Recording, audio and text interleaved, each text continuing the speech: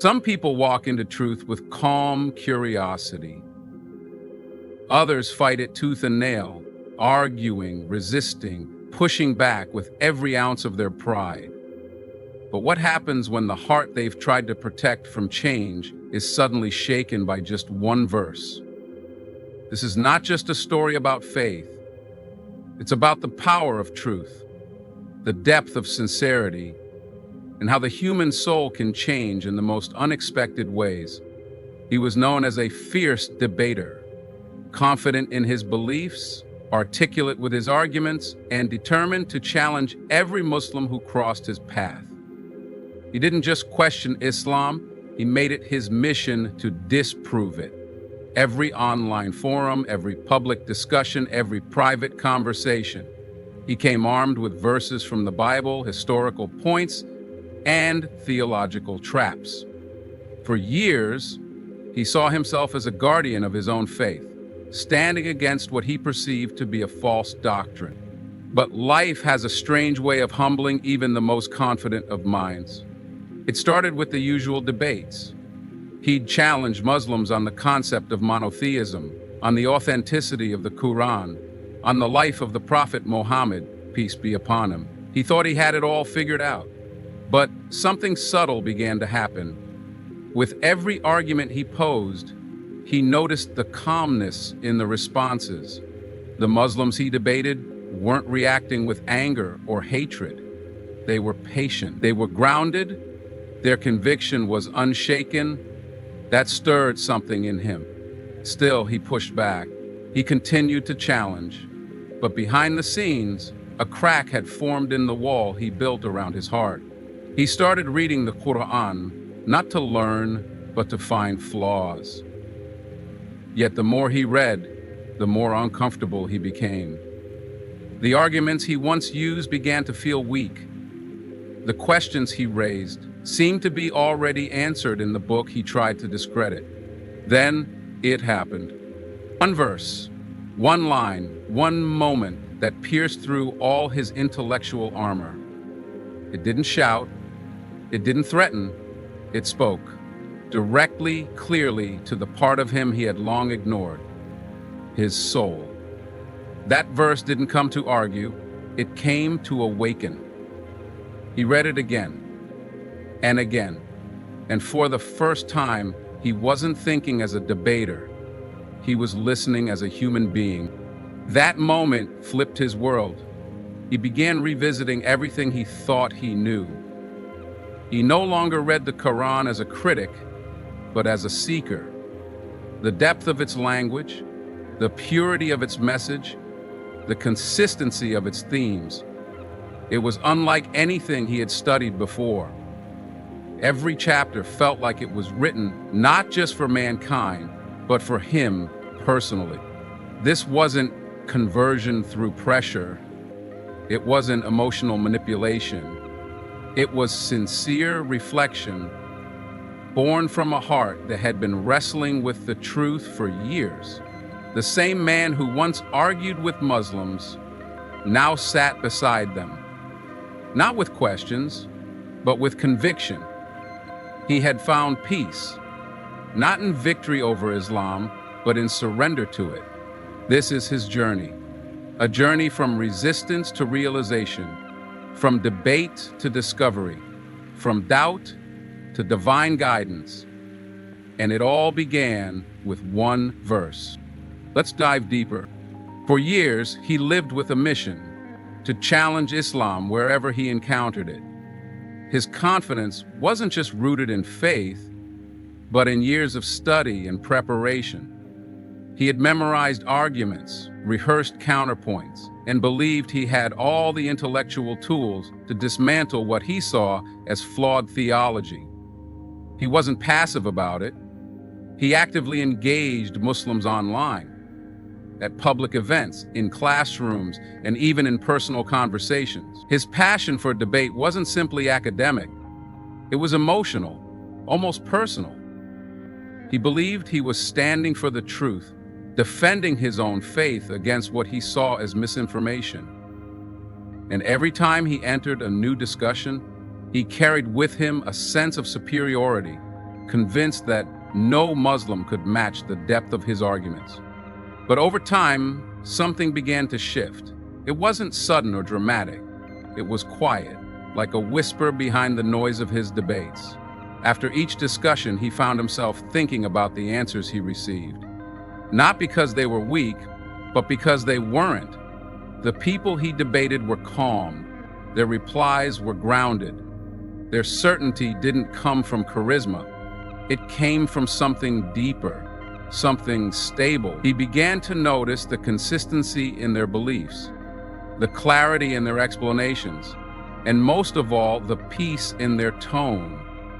It was unsettling for him because it didn't fit the image he had in mind of a confused or misled follower. This made him curious. He decided to read the Qur'an, not out of interest, but to find contradictions, to arm himself with better arguments. But the experience was not what he expected. The more he read, the more difficult it became to dismiss. The Qur'an was not chaotic, as he had been told. It was structured. It was layered. It addressed the heart and the mind. There were moments he'd stop reading just to process what he had just read. One particular verse stood out. It wasn't loud, it wasn't dramatic, but it spoke to his soul in a way nothing ever had. That verse stayed with him, haunting his thoughts and softening his defenses. That's when he realized the debates weren't changing minds, but the Qur'an was quietly changing his heart. What began as an argument was becoming a journey, and it was far from over. He couldn't stop thinking about that one verse. It echoed in his mind like a question he had never dared to ask himself before. It didn't try to prove a point, it just revealed one. It wasn't a verse that shouted, but one that whispered to the deepest part of his soul.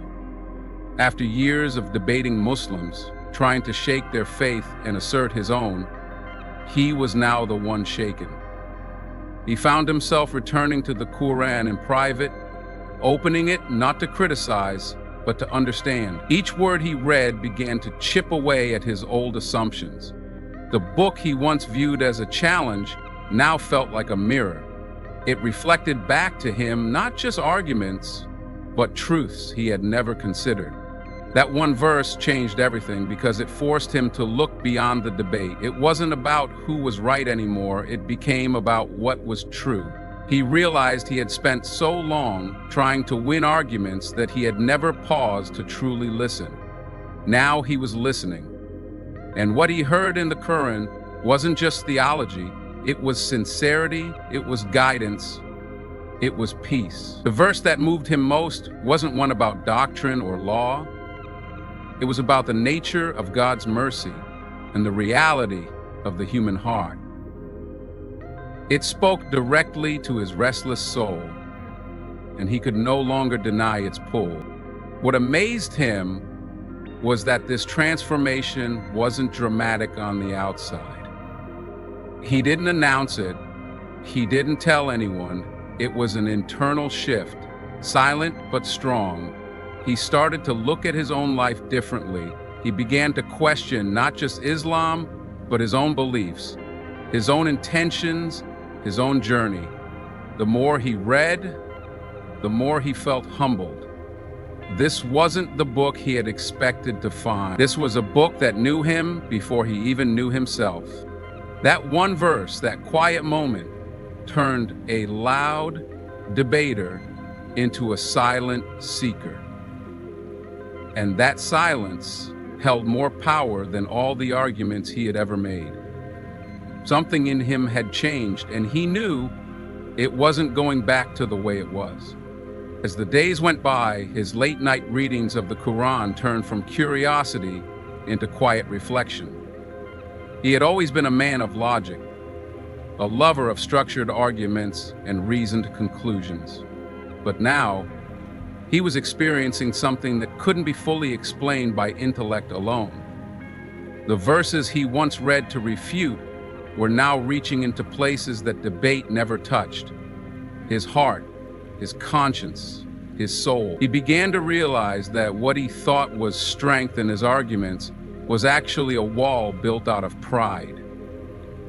And now, piece by piece, that wall was coming down. The verse that shook him didn't come with thunder. It came like rain on dry earth, gentle but powerful. It exposed something inside him he had ignored for years. The longing for peace, for purpose, for truth that wasn't built on ego. For the first time, he wasn't reading to respond, he was reading to understand. And the more he read, the more he noticed something extraordinary. The Qur'an didn't just challenge falsehood, it also comforted the wounded soul. It didn't simply instruct, it invited. It wasn't trying to win him over through fear or pressure. It called to him with clarity and mercy. The structure of the Qur'an, its rhythm, its ability to address every part of the human experience, he had never seen anything like it. He was deeply moved by the way the Qur'an spoke of God. It wasn't a distant deity demanding blind worship. It was a merciful creator who knows us better than we know ourselves. The God of the Qur'an didn't resemble the misconceptions he once argued against. This was not about theology on paper. This was about connection, about returning to something that felt both ancient and deeply personal. He couldn't deny what he was feeling. The spiritual walls he had built for years were no match for the truth gently unfolding in his heart. Each verse seemed to meet him right where he was, addressing his doubts, his pride, his questions, even his pain. What began as a mission to defeat Islam had become a journey into his own soul. And now, every time he opened the Qur'an, he wasn't looking for flaws. He was looking for more of that truth that had already begun to transform him from the inside out. The shift in his heart wasn't something visible to the world. On the outside, he still looked the same, but inside, a storm was calming. He began to reflect on the years he had spent trying to tear Islam down, realizing that the resistance he had always shown wasn't just about religion. It was about identity, ego, and fear. As he dug deeper into the Qur'an, he began to see that Islam wasn't asking him to abandon reason. In fact, it was reason that led him here. Every time he encountered a verse, it wasn't vague or confusing. It was direct, clear, and meaningful. The Qur'an didn't avoid difficult questions. It welcomed them, answered them, and then turned the mirror back on the reader. He started to understand why the Muslims he debated never lost their calm. Their strength wasn't just in their arguments. It came from something bigger, something deeply rooted in faith. Their peace, their conviction, and their patience were signs of something real. They didn't need to prove anything. Their lives were their testimony. And now, slowly, he was seeing why. The more he read, the more he found in Islam a complete way of life. It wasn't just a set of rituals, it was a path that connected belief with action, the heart with the mind, the soul with its creator. As he spent more time reflecting on what he was learning, he began to change. His priorities shifted. His tone softened. He became more introspective. The fire of debate that once fueled him was now being replaced with a desire for understanding. He began to pray in silence, unsure of the words, but sure of the direction. He wasn't ready to speak openly about his journey yet, but he no longer needed to argue. He no longer needed to win. Something much deeper was happening. The peace he used to question in others was now beginning to grow inside him. And the most surprising part? He didn't feel like he was losing his old self. He felt like he was discovering his true self. The journey that began with confrontation was leading him to clarity.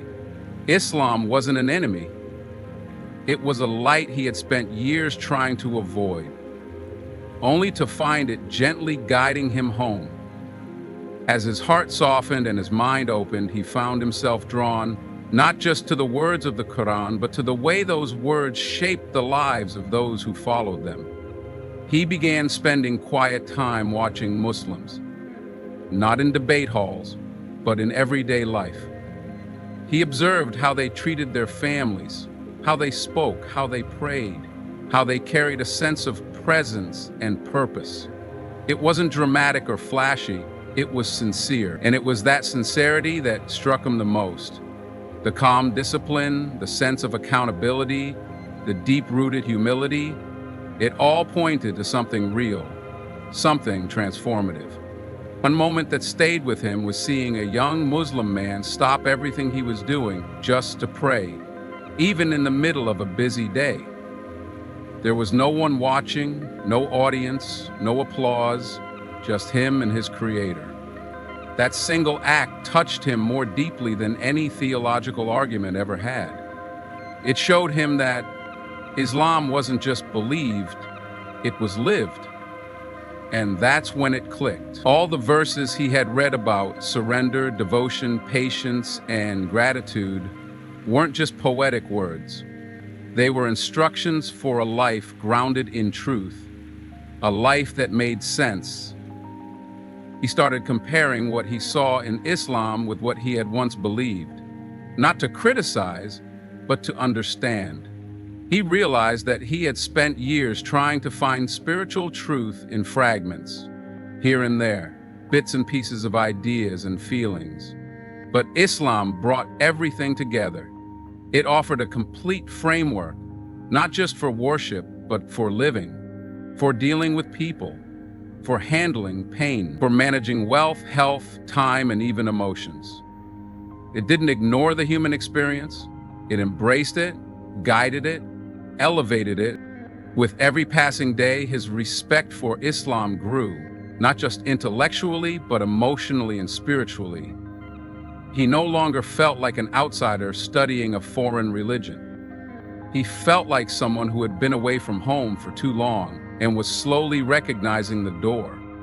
He didn't have all the answers yet, and he wasn't rushing toward a decision, but deep inside, he knew the direction his heart was moving. And it was no longer fear or pride guiding him.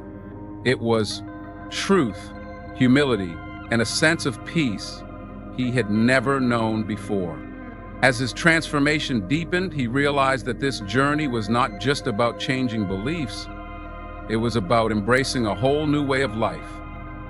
The inner peace he found in Islam was unlike anything he had experienced before.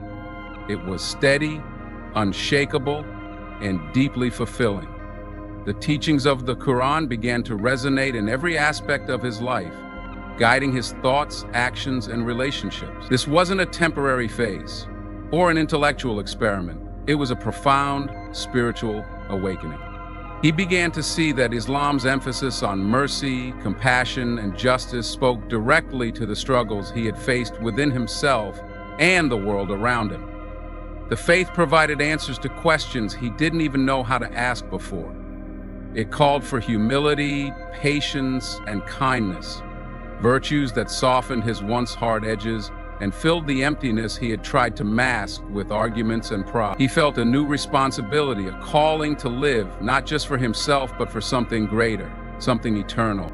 This transformation wasn't easy. It challenged everything he thought he knew. It meant confronting doubts, fears, and the judgment of others. It meant letting go of old identities and embracing a new path. But with every challenge came growth. The verse that once shook his heart had opened a door, and walking through it led him to a community that welcomed him with open arms. He found friendship, support, and guidance among Muslims who had also traveled difficult journeys. In time, he publicly embraced Islam, not as a defeat in debate, but as a victory of truth and peace.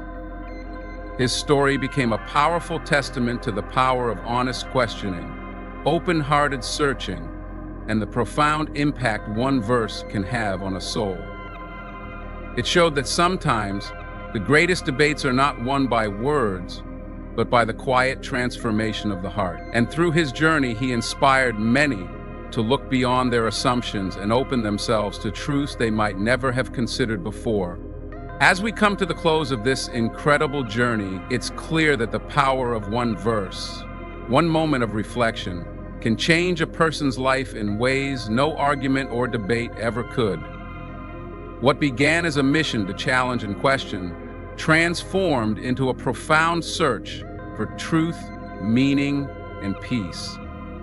This story reminds us all that sometimes the greatest victories aren't won through confrontation, but through the quiet shifts within our hearts and minds. It teaches us the value of humility, openness, and the courage to seek beyond what we think we know.